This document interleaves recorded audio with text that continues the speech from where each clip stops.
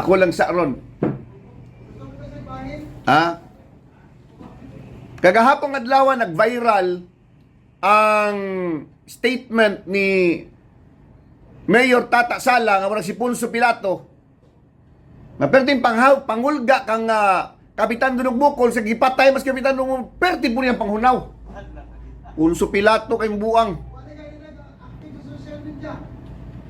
Ngayon sila nga wadon lagi erase pero nakoy screenshot nga no reels found na. Gahapong adlaw ako yung apelyido mo'y giingon nga kanas di gamon naalang kay bahin ko Ano nagkasusyo brita? Og never nga moabot kung kinabuhi Tata Sala nga makigsusyo ko nimo og sa mga tao nga naay sabay tawag na to na character nga di madawat-dawat ni Jun Digamon. Init. Ang akong ikasusyo rin yung katulan yung kauban ako sa inuman yun. Kaya nga mong susyo ana, manglibak na magkauban po.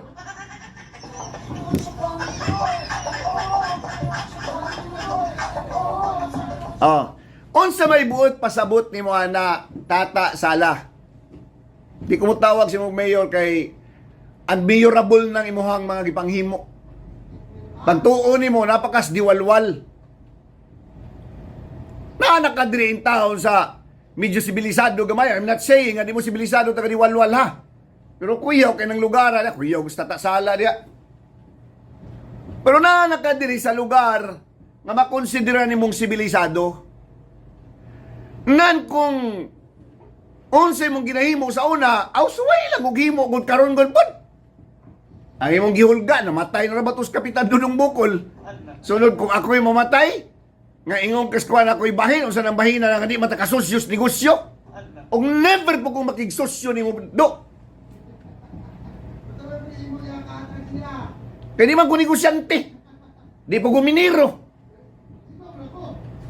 Apil ang gusto yung si inom.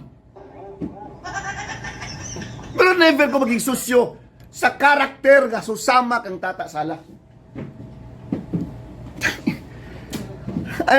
Muna wag ka ng feeling niya nga si Jun Digamo nagkurug-kurug na stumang kahadlok kay lagi na adok kuno ko'y bahin. Unsa nang bahina na? Unsa ka? Giingnan ta mo, magkurog ra ko kanang dayon akong masakpan sa asawa kay na ako'y iring.